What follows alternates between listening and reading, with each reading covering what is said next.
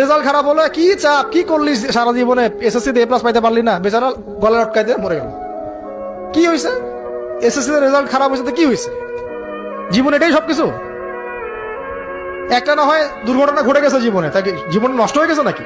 পিতা মাতার চাপের কারণে এই যে চাকরি পাইস না, সারা জীবন ধরে খাওয়াইলাম পড়াইলাম, চাকরি করতে পারিস না, আমাদেরকে দেখতে পারিস না, চাপ দিতে দিতে বেচারা এখন মাদকের দিকে। পরিবারের চাপ নিতে পারে না, ওই যে মাদকের কাছে গিয়ে শান্তি খুঁজতেছে। তারপর ওই যে পতিতালয়ে গিয়ে শান্তি খুঁজতেছে, গার্লফ্রেন্ডের কাছে শান্তি খুঁজতেছে। তো পরিবার থেকে চাপের এই সংস্কৃতি বন্ধ করতে হবে। পরিবারের সন্তানদেরও পিতা মাতাকে চাপ দেওয়া উচিত নয়, পিতা মাতারও উচিত নয় সন্তানকে চাপ দেওয়া। বরং তার প্রতিভাটাকে ফাইন্ড আউট করে আপনি বিচক্ষণ বাবা হিসেবে আপনি দেখবেন যে তার প্রতিভা কোন দিকে আছে, সেদিকে আপনি তাকে নিয়ে যাবেন। আর যদি আপনি আল্লাহওয়ালা হন, দেখবেন ইনশাআল্লাহ তার প্রতিভা ইসলামের দিকেই থাকবে। আচ্ছা, পরীক্ষার রেজাল্ট খারাপ হলে অনেক যুবক এই পরীক্ষা দিয়ে কি হবে, কবরে কি এই পরীক্ষা দিয়ে জান্নাতের ফয়সালা হবে? হবে নাকি? এটার জন্য গলায় ফাঁসি দিয়ে মারা যায়। এর পেছনে সবচেয়ে বেশি দায়ী বাবা এবং মা। ছি, ছি, ছি, ছি, ছি, ছি, ছি, ছি। আব্বা আম্মা এমন ভাবে ফোর্স করে যে ওর জান্নাত পরীক্ষা জাহান্নামও পরীক্ষা। আমি দেখেছি অনেক বাবা মাকে পরীক্ষায় খারাপ রেজাল্ট করলে 1 মাস কথা বলে না, কথায় তাকায় না ছেলের দিকে, মানে যে ক্রাইম করে আসছে না মার্ডার করে আসছে বোঝাই মুশকিল হচ্ছে। এই যে 1 মাস আপনি কথা বলেন না আব্বা যান, তখন একজন লুচ্চা বন্ধু আসে, এসে বলো দোস্ত প্যারা নাই চিল,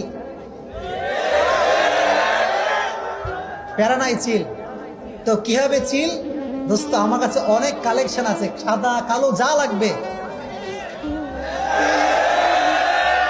1 নাম্বার দিনে এইটা বলো। তো যুবকটা ভালো ছিল তো বলে না আমার আব্বা আম্মা কথা আমার সঙ্গে বলবে, কোনো সমস্যা নাই।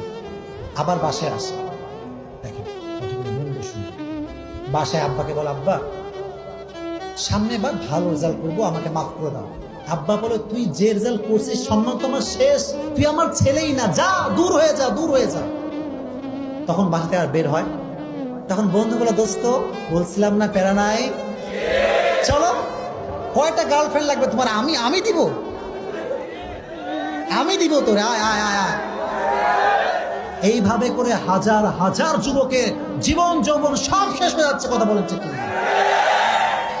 এইচএসসি পরীক্ষায় যাদের রেজাল্ট খারাপ হয়েছে, তোমাদের উদ্দেশ্যে আমি একটা ইম্পর্টেন্ট মেসেজ ড্রপ করতে চাই। আর সেটা হচ্ছে, রেজাল্ট কখনো ফিউচারকে ডিফাইন করে না। বর্তমান বিশ্বের সবচাইতে ধনী ব্যক্তি এলন মাস্ক, টেসলা কোম্পানির সিইও, তিনি কিন্তু ক্লাসের টপ স্টুডেন্ট ছিলেন না, বাট বিশ্ববিখ্যাত টপ স্টুডেন্টরা এখন তার আন্ডারে জব করে। খেলাটা এখানেই। মাইক্রোসফট কোম্পানির সিইও বিল গেটস, তিনি কলেজ ড্রপ আউট ছিলেন। অ্যাপল কোম্পানির সিইও স্টিভ জবস, তিনিও কলেজ ড্রপ আউট ছিলেন। ইভেন স্যার আলবার্ট আইনস্টাইন, তিনিও কিন্তু ছোটবেলায় খুবই দুর্বল স্টুডেন্ট ছিলেন, বাট পরবর্তীতে তিনি হয়েছিলেন বিশ্ববিখ্যাত সায়েন্টিস্ট। স্টুডেন্ট লাইফে অনেকেই ভালো হয়, বাট প্রফেশনাল লাইফে গিয়ে তারা শাইন করতে পারে না। আবার স্টুডেন্ট লাইফে অনেকেই অ্যাভারেজ লেভেলের হয়, বাট প্রফেশনাল লাইফে গিয়ে এক্সেলেন্সি অ্যাচিভ করে তারাই গোটা বিশ্বকে লিড দেয়। So never lose hope, always try your best and put your trust on your Lord. He will give you something that will definitely make you happy. তা আমি ভাবছি যে পা দোয়া A+ পাওয়া ছেলেদের পা দোয়া পানির একটা পানির ব্র্যান্ড বানাইতে হবে, এরকম লেখা থাকবে A+ পাওয়া ছেলেদের পা দোয়া পানি। খাওয়া নাই, এগুলার খাওয়া নাই, ওরে আল্লাহ A+ পাওয়ার জন্য বানাইছে, আর আপনার ছেলেকে এই A+ গুলারে নিয়ন্ত্রণ করার জন্য আল্লাহ বানাইছে।